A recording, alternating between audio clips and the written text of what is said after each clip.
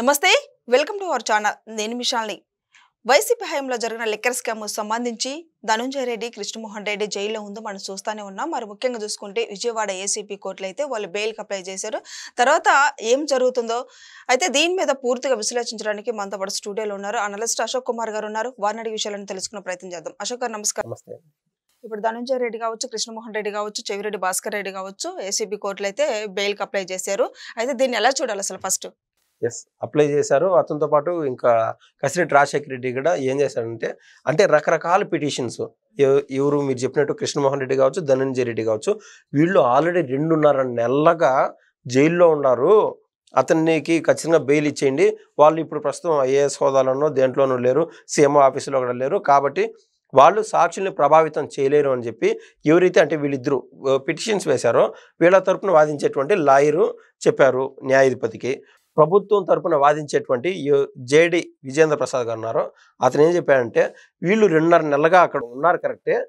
కానీ బయట ప్రముఖ వ్యక్తులు వాళ్ళ దగ్గర ఏ పోస్టులు లేకపోవచ్చు ఇవాళ కానీ ప్రభుత్వాన్ని శాసించినటువంటి వ్యక్తులు వాళ్ళ కింద ఎమ్మెల్యేలు కావచ్చు మంత్రులు కావచ్చు సీఎం అపాయింట్మెంట్ కావాలంటే సీదా వీళ్ళనే టచ్ చేయాల్సి వచ్చింది సాక్షుల్ని ఖచ్చితంగా ప్రభావితం చేయగలుగుతారని చెప్పి వాళ్ళకు ఆపోజిట్గా న్యాయవాదికి ఎదుట వీళ్ళు ఇతను ప్రభుత్వం తరపున వాదించినటువంటి లాయర్ కూడా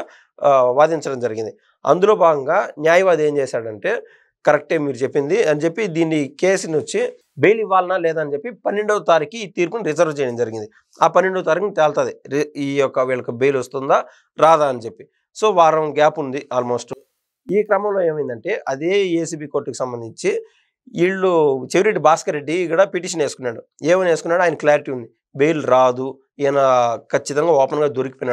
దొరికిపోయినటువంటి దొంగ ఇంకా ఈ యొక్క సిట్ విచారణ తుది దశ జరుగుతూనే ఉంది ఇందాక వీళ్ళ విషయంలో కూడా అండి ఒక చిన్న పొరపాటు ఏంటంటే ఈ సిట్ వారు అడిగినారు వీళ్ళ బయట సాక్షులను ప్రభావితం చేయడమే కాదు వీళ్ళని ఇంకా పూర్తి స్థాయి విచారణ చేయాల్సి ఉంది ఇంకా తగు సమయం కావాలా ఎందుకంటే అంతిమ లబ్ధిదారుడు ఎవరో తేల్చాల్సిన సందర్భం ఇది అంతిమ లబ్ధిదారుడికి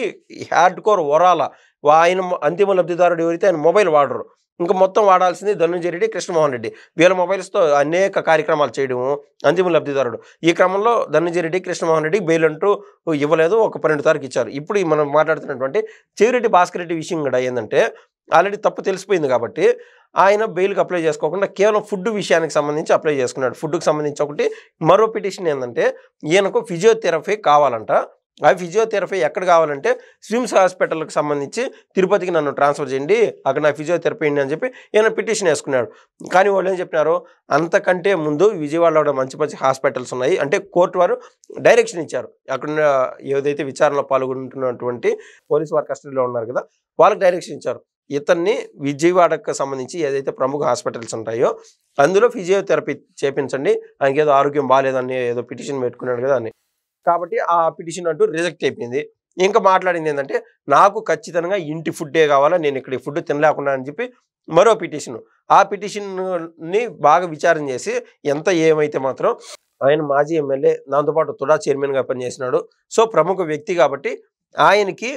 వారంలో 3 రోజుల పాటు ఇంటికాడ నుంచి ఫుడ్ సౌకర్యం కల్పించే విధంగా కేవలం 3 రోజులు అంటే అవకాశం ఇవ్వడం జరిగింది దాంతో ఈ యొక్క చెవిరెడ్డి భాస్కర్ రెడ్డి వ్యవహారం కూడా కోర్టులో నేను ఒక కొలిక్కి వచ్చింది బెయిల్కి సంబంధించి కదా ఆయన పెట్టినటువంటి పిటిషన్కి సంబంధించి ఇంకా మూడో వ్యవహారం ఏంటంటే ముఖ్యంగా కసిరెడ్డి రాజశేఖర రెడ్డి గారు ఆయన ఏం చేసినాడు వీళ్ళకి ఆల్రెడీ ఓపెన్ క్లారిటీ బెయిల్కి అప్లై చేయలేరు అంటే అనేక సందర్భాల్లో సిట్ విచారణ తుది దశకు ఉన్నది కాబట్టి బెయిల్కి అప్లై చేయకుండా వీళ్ళు ఈయన మెయిన్ ఇది చాలా అంటే చాలా కీలకండి ఈయన చేసినటువంటి పిటిషన్ ఏంటంటే ఈ మధ్య 11 కోట్లు దొరికింది కదండి ఒక 12 పెట్టులో హైదరాబాద్ శివార్లో శంషాబాద్ దగ్గర అక్కడ ఆ ఫామ్ హౌస్ దగ్గరలోనే శంషాబాద్ దగ్గర వర్ధమాన్ కాలేజ్ అనేది ఉంది ఆ కాలేజ్ వారికి ఈ యొక్క వైసీపీ బ్యాచ్కి ముఖ్యంగా కసిరెడ్డి రాజశేఖర రెడ్డికి అత్యంత దగ్గర సన్నిహిత సంబంధాలు ఉన్నాయి ఇప్పుడు దాన్ని ఏదో ఇది ఆ 11 కోట్లు ఎక్కడ దొరికింది ఇవన్నీ మాట్లాడడానికి ఈ అనేక మంది వైసీపీ సోషల్ మీడియా వాళ్ళు వచ్చి బయటకు మాట్లాడేటప్పుడు వాళ్ళు ముఖ్యంగా ఒక ఎలిగేషన్ వేశారు ఆ కాలేజ్ వాళ్ళది డబ్బులు ఉంటాయి కసిరెడ్డి రాజశేఖర రెడ్డిది జగన్మోహన్ రెడ్డి గారిది ఎందుకు అవుతుంది ఆ కాలేజీకి సంబంధించి ₹1 కోటి 2 కోట్ల రూపాయలు కూడా ఏది ఒక సీట్ ఆ కాలేజీ దక్కాలంటే పిల్లలు ఫీజులు కట్టే సందర్భం ఆ డబ్బులు ఉంటాయేమో మాకు సంబంధం లేదు అని చెప్పినారు ఇటువంటి అనేక వాదనలు మనం వింటా వచ్చాం ఇప్పుడు రియల్ ఆన్సరు కోర్టు పరిధిలోనే మనకు దక్కినట్టే అర్థమైపోయింది ఏమని అడిగినాడు వర్ధమాన్ కాలేజీకి సంబంధించిన సీసీటీవీ ఫుటేజు, అదేవిధంగా ఈ ఫామ్ హౌస్కి సంబంధించిన సీసీటీవీ ఫుటేజు నాకు ఇవ్వండి, నాకు సంబంధించింది అది, మీరు దయచేసి చూడొద్దు అనేది ఈయన పిటిషన్ వేసుకున్నాడు. ఇంక దొరికిపోయినాడు కదా, దొంగ ఓపెన్గా దొరికిపోయినాడు. ఇంకా చేసేది ఏం లేదు. ఆల్రెడీ ఇంకా జగన్మోహన్ రెడ్డి అంటే బ్యాచ్ ఒక 200 మంది సైన్యంతో పోవాల్సింది అక్కడ, ఏది సీసీటీవీ ఫుటేజ్ని క్యాప్చర్ చేసుకోవాలంటే. ఆల్రెడీ సీసీటీవీ ఫుటేజ్ తీసేసుకున్నారు, కానీ వీళ్ళు చట్ట ప్రకారం వెళ్దాము అని చెప్పి వీళ్ళు ఏం చేశారు, ఈ కోర్టు వారు వీళ్ళందరూ చూడకముందే ఏదైనా చట్టంలో చిన్న లూప్ హోల్ ఉన్నా కూడా లాస్ట్ ఆప్షన్ ఆ ఫుటేజ్ నాకు కావాలని అడిగినాడు. కోర్టు వారికి ఒక క్లారిటీ ఉంది, ఆ ఫుటేజ్ నీకు ఇచ్చేదానికి కాదు, మేము మొత్తం అంతా చూసిన తర్వాత యాక్చువల్ పబ్లికే చూస్తారులే అని చెప్పి కోర్టు వారు సున్నితంగా తిరస్కరించేశారు పిటిషన్. తద్వారా నిన్న ఎవరైతే 3 రకాల పిటిషన్స్ వేశారో, ధనుంజయ రెడ్డి, కృష్ణమోహన్ రెడ్డి ఒక రకమైన పిటిషన్, ఎందుకంటే మాకు బెయిల్ కావాలని చెప్పి,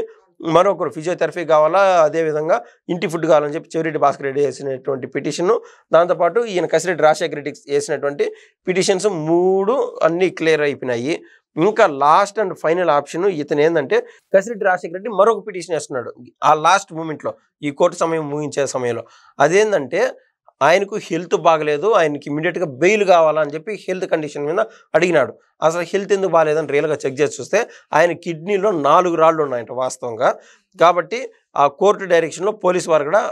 ఏదైతే మెయిన్ హాస్పిటల్స్ ఉన్నాయో ఆ హాస్పిటల్స్లో చూపించండి, ఆ సమస్య నుంచి ఆయన రిలీఫ్ అయ్యే విధంగా చూడండి అని చెప్పి కోర్టు వారు డైరెక్షన్ ఇవ్వడం జరిగింది. కాబట్టి ఇది ఓవరాల్ కోర్టు మ్యాటర్ అండి. సార్ ఇప్పుడు మరి ముఖ్యంగా కోర్టులో మరి వాళ్ళకి అనుకున్నట్టు బెయిల్ వచ్చిద్దా రాదంటే ఏం చెప్తారు మరి? ఈ 11వ తారీఖు అదే ఈ కసిరెడ్డి రాజశేఖర రెడ్డికి సంబంధించి 11వ తారీఖు ఇచ్చినారు, ఈ ధనుంజయ రెడ్డి, కృష్ణమోహన్ రెడ్డికి సంబంధించి 12వ తారీఖు ఇచ్చినారు. ఇలా డైరెక్షన్స్ జరుగుతూనే ఉంటాయి. వాళ్ళకి బెయిల్ ఇవ్వడం అంటే అది నిజంగా సంచలన వార్త అనే చెప్పుకోవచ్చు. వాళ్ళకి బెయిల్ అయితే రాదని నేనైతే అనుకుంటున్నానండి. సో ఇదంటే చూసారు కదా, ఇక లిక్కర్ స్కామ్ సంబంధించి ఎవరైతే బెయిల్కి వెళ్ళారో వాళ్ళకైతే ఇక ఇప్పట్లో అయితే బెయిల్ వచ్చే అవకాశం అయితే లేదని మనకైతే సమాచారం వస్తుంది. తర్వాత ఏం జరుగుతుంది నెక్స్ట్ వీడియోలో అయితే తెలుసుకుందాం. Thank you. ధన్యవాదాలు.